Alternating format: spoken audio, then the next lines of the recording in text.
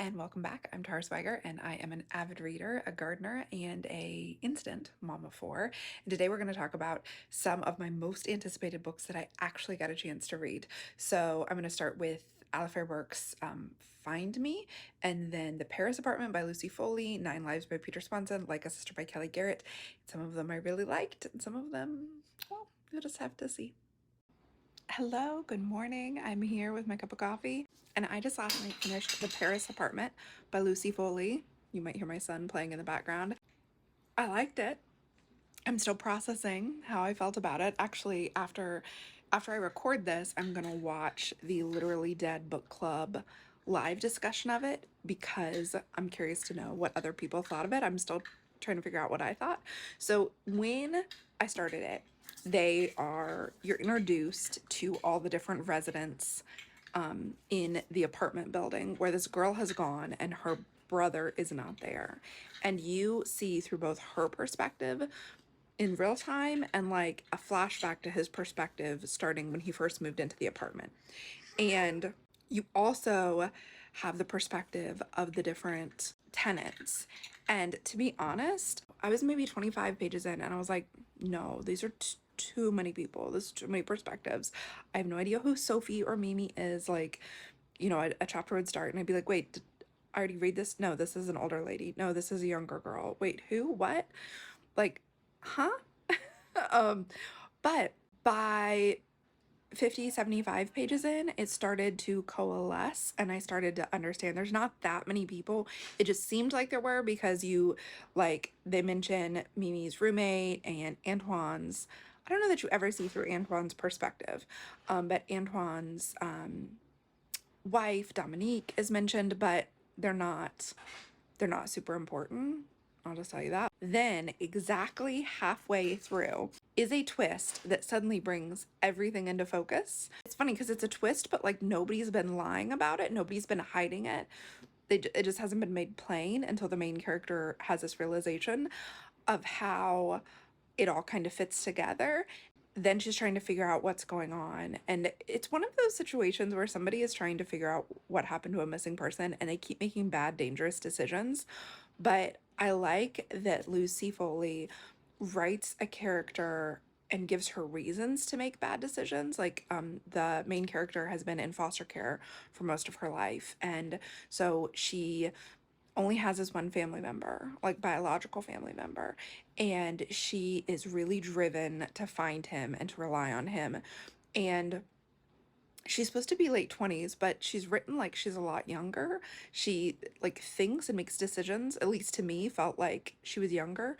But it makes sense if you have not been in a safe environment where you could grow up into an adult and like you weren't in safe environments, you're going to make decisions that keep you kind of unsafe into adulthood. There's a lot of like studies and research about how traumatized kids enter adulthood. And so I thought it made sense. It doesn't make sense with somebody who in a super stable family and a very safe life goes and continually takes risks when, investigating a crime. But for this character, she's written like, of course, she would make these really stupid decisions, like going back to places she knows are unsafe. What is kind of underpining the disappearance, like the kind of the big bad, is twisted and dark. I will tell you that. I don't know that I expected it to be that dark. I felt like this is actually a book that shows, I'm really sensitive to how foster care and adoption is portrayed and how adopted adults are portrayed in the media. And a lot of times either foster care is like, oh, perfect, and everybody's happy, or the kids are so messed up. But I felt like this book really showed it from the perspective of the now adults who grew up in foster care versus were adopted by a family, and how that really shaped who they were. And they were strong people. Like, they were strong and smart and had coping mechanisms that we might not approve of, but that are effective when you're in a stressful situation. So I'll be curious to know how other people reacted to those characters, if they got the same thing from that characterization. If you haven't been watching my videos for a while, you might not know that I am a foster and adoptive mom. I have 4 kids under 6. We're moving towards adoption with all of them. I didn't plan to have a big family, but that's the way it happened so that we could keep biological siblings together so that they would not be separated like they are in this book. It was absolutely important to us that the girls stay together and with their siblings. So that's how I ended up with 4 kids. And I love them so much. And it is like a fabulous adventure that I did not know I was going to take in my life. Now, someone wants some crackers, so I'm going to have to go. I'm going to start Alafair Burke's Find Me today. I'm so excited. I've been looking forward to this book for a while. So I just finished Alafair Burke's Find Me, and I absolutely loved it. Oh my gosh, I read it in 2 days. It was so good.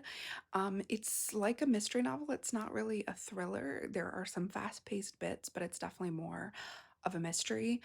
Kind of a detective lawyer doing some work to find her friend who disappears, and that same friend had shown up with total amnesia, having no idea who she was 15 years earlier. And I was going to talk about how much I liked it, like around 100 pages in, and I was gonna say there aren't that many twists, but then boy, the twists started, and it was just paced really good. There were twists, there were surprises. There is a detective that you meet in Alafair Burke's other series that starts with the book Dead Connection. I've read all of those books and I loved them, so I was happy to see Ellie Hatcher again, but the book is standalone. You don't have to have read those other ones.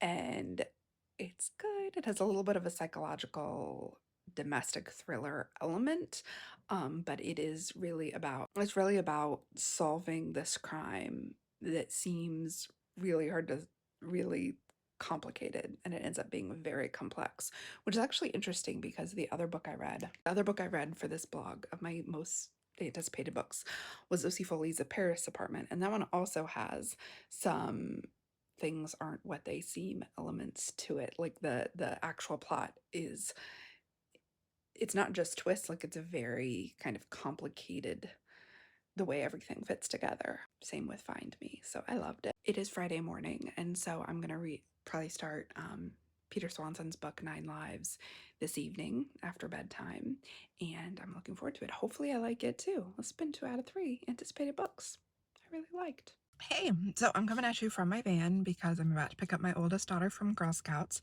and this is the absolute quietest place to record right now in my life. So I finished last night 9 Lives by Peter Swanson. I read it in like 3 days because it was very enjoyable and fast-paced. I feel like I've noticed lately in kind of thrillers, there was a while where everything was a psychological domestic drama, and lately they all feel like Agatha Christie kind of mysteries, like as opposed to a thriller. So this is definitely, I don't really know what makes a thriller a thriller. I should look it up and talk about it at the end of this video when I do a wrap up.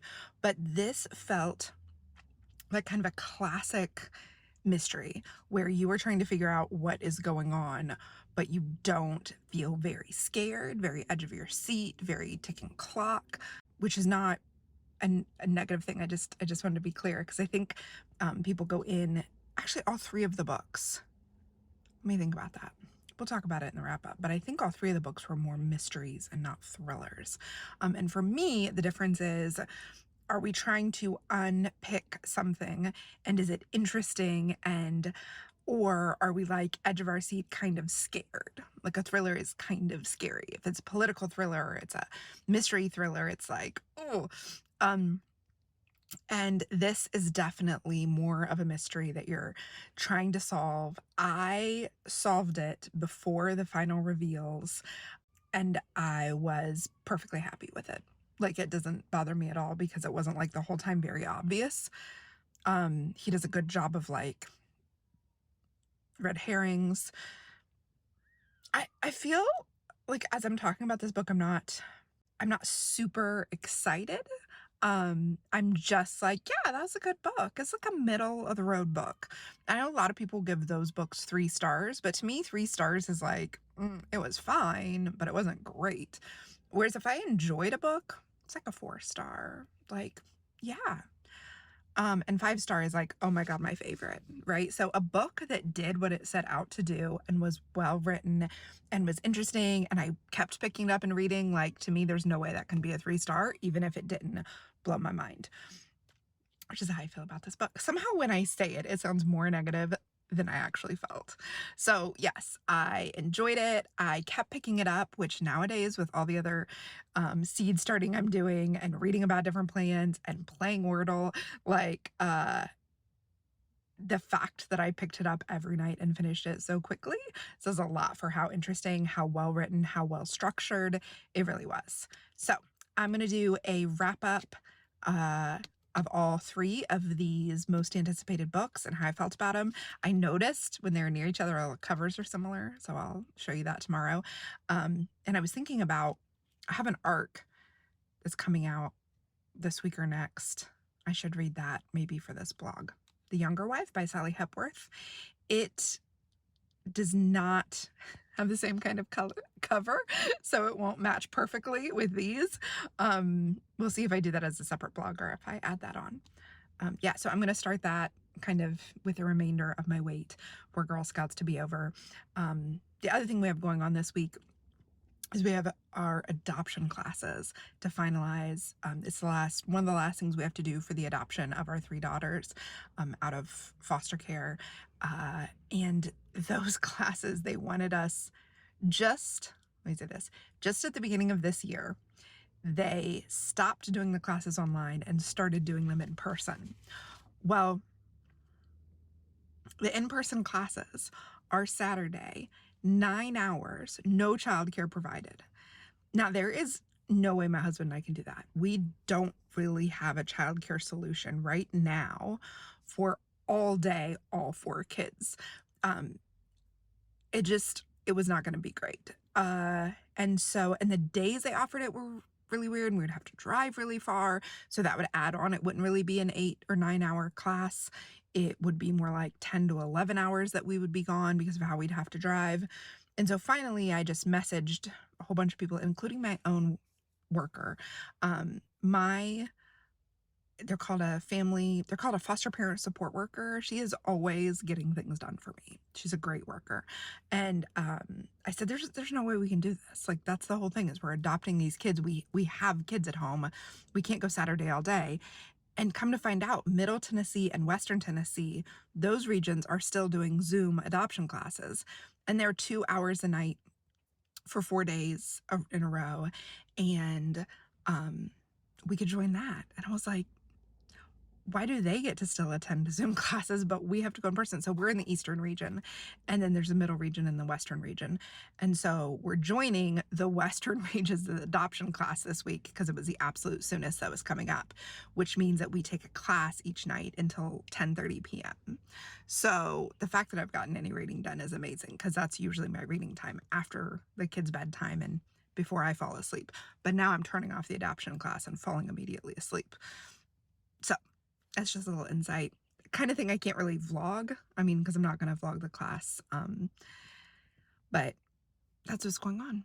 Hopefully soon I'll be able to tell you that we have an adoption date, but let's see. So I'm in my kitchen because I'm just about to make dinner, and I just finished Like a Sister by Kelly Garrett. I wasn't planning on reading this in the most anticipated books vlog thing, but it was this month's book of the month book, and I thought, hey, why not get it, read it? And I didn't love it. The story's fine. The pacing is probably fine, but I wasn't a big fan of the writing or the characterization. I just didn't love it, and I'm still thinking about why. So I'll do a wrap up here tomorrow the babies won't be here, and I will give you more thoughts. I'll have more time to think about how I felt about Kelly Garrett, like a sister. I read this, it took me over a week to read it, and in between there I read a gardening book and I read half of the nonfiction book Cultish, and I just like, usually with a thriller, there's the oven saying it's preheated. Usually with a thriller like this, I can't wait to get back to it and I'll read it in a few days, and I just didn't feel like that with this. So I don't dislike it, but I didn't love it. So I'll think more on it tonight and tell you in the final wrap up. It feels like forever since I started reading some of my most anticipated books of the first quarter of the year, but I finally got to them, and I finally can like think enough to summarize some thoughts maybe. So let's get into it. I read in the past 2 weeks, I think, 9 Lives by Peter Swanson, Find Me by Ala Fairburke, Like a Sister by Kelly Garrett, and The Paris Apartment by Lucy Foley. So let's start with the book that came out first. I think I read this first too because it's a library book. People are waiting on it at the library. So this is the 6th or 7th book by Ala Fairburke that I've read, and while it's not my favorite of hers, it's one of my favorites of this recent stack. So it was the most like what I was expecting. So it is not really a thriller, it's more of a mystery, and it's about really a best friend looking for her best friend who has disappeared, and she's not sure if she can trust her or not. So the missing woman is someone who showed up after a car wreck with no memory of who she was or where she came from, and then she goes missing 15 years later, and the best friend who's known her for these 15 years, who like helped her settle into her new life and find a job and just have some stability, she's not, everybody is saying she wasn't really who you thought she was. You really don't know her. You never knew who she really was because you never knew her real identity and who she was before she showed up in town. And she believes her best friend. And there's no spoilers. So you find out what happens, what happened before, what happened now, who this woman actually is. Maybe, do you find that out? I enjoyed it as a mystery. It's not really a thriller, and I make that distinction because I think a lot of these books are marketed like domestic thrillers, but they're really just mysteries that are unfolding over time as people are, you know, non-detective people are looking into it. So I liked it. It is what I thought, but it wasn't, it didn't stick with me. It was one of the ones that felt the most like I wanted to keep reading it and I wanted to keep going. And that's really what I'm looking for with mystery and thrillers is, does it keep me engaged? Does it keep it moving? Does it like make me happy to keep reading it? Do I keep picking it up instead of picking up something else, or instead of watching Bridgerton season 2, or instead of, you know, doing something else like hand stitching? Okay, so after I finished Find Me by Ala Fairburke, I read The Paris Apartment by Lucy Foley, and this was anticipated because I read Lucy Foley's new book last year. I really enjoyed that one. It was a very atmospheric, very moody. It was like on an island, kind of a Agatha Christie-like feeling, locked room, who did it, why'd they do it, who even died, you don't know. You don't even know that anybody died.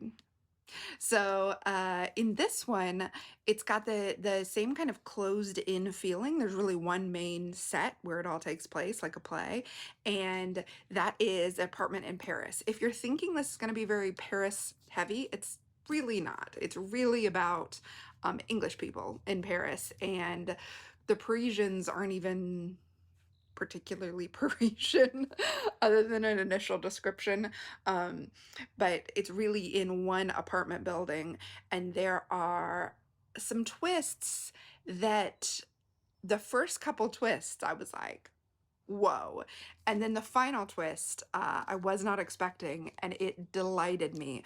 I will say that it feels, you can't go into this book thinking that if you like a character who makes logical decisions, this is not the book for you.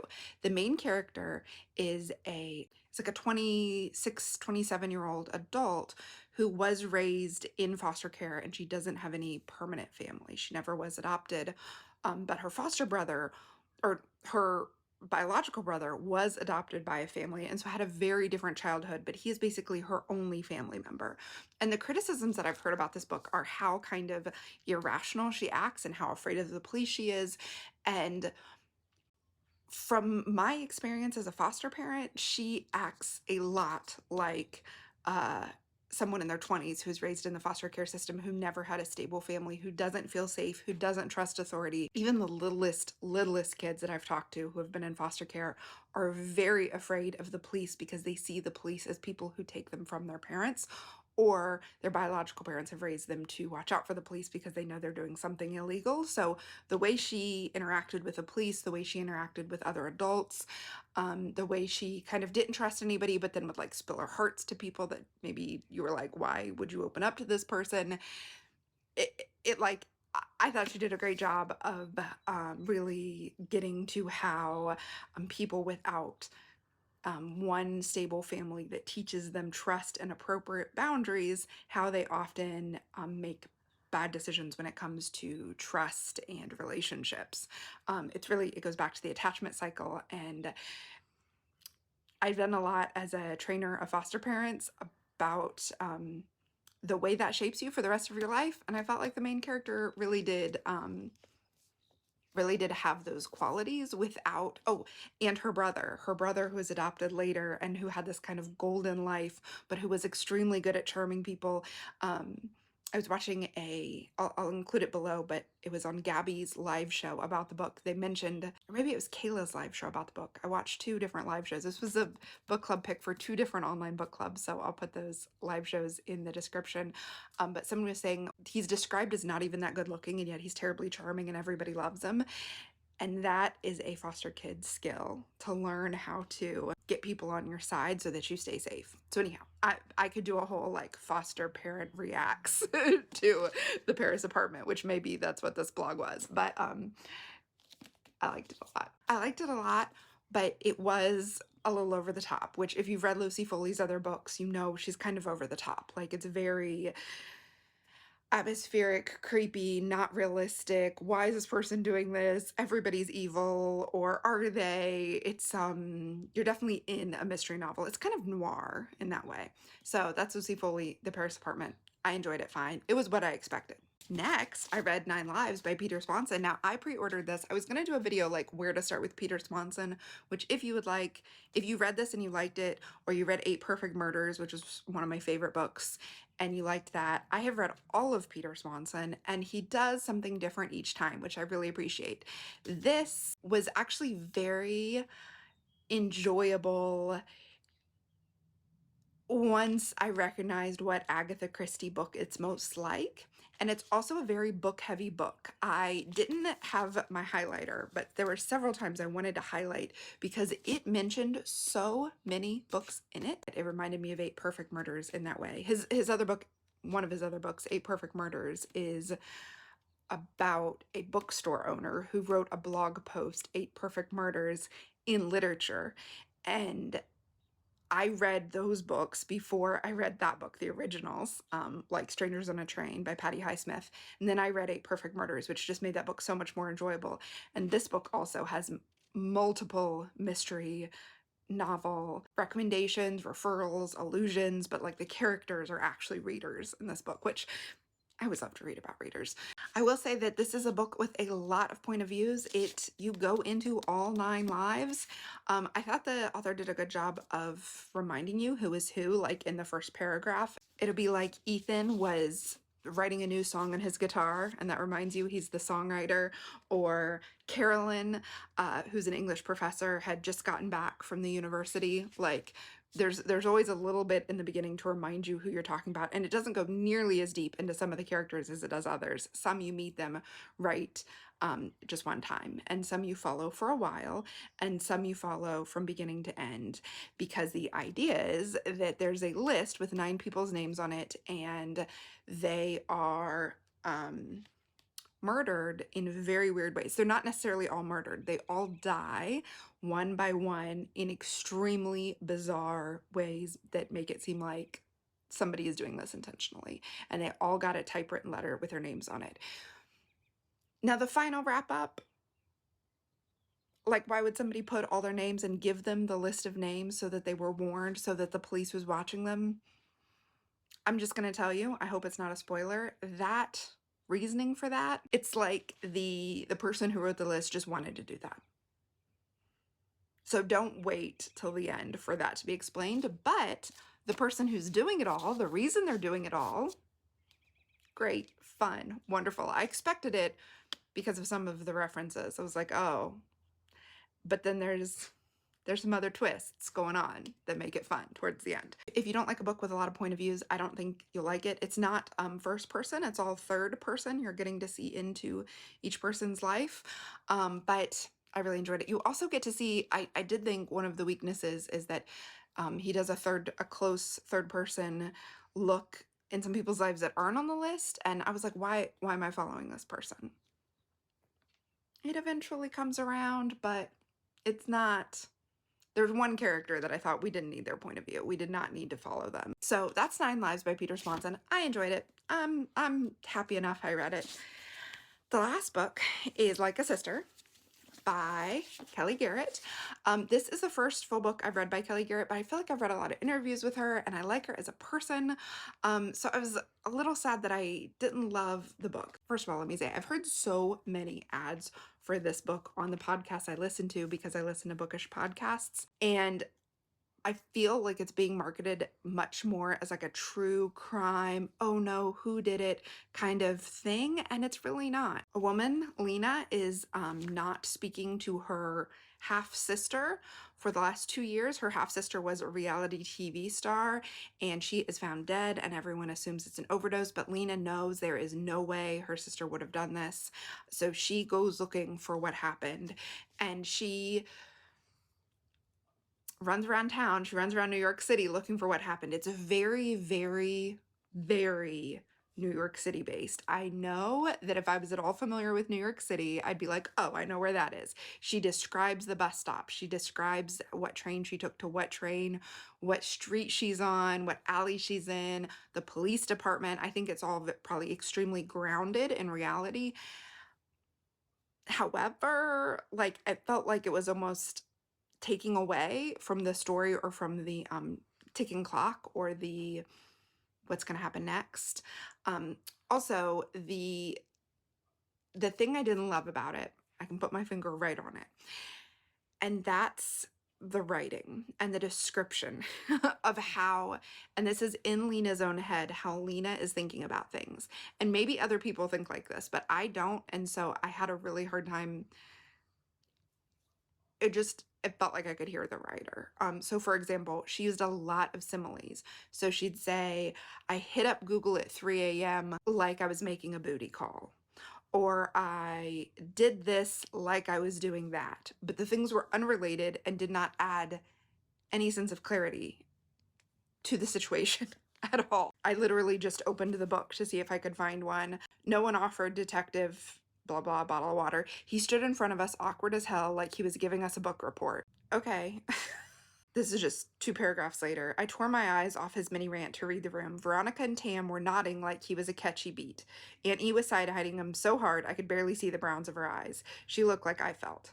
Like there was more to the story than an episode of World's Most Clueless Criminals. He did this like he was doing this. He talked to us like he was giving a book report. They nodded along like it was to a catchy beat. That is great in bits and pieces, but it was like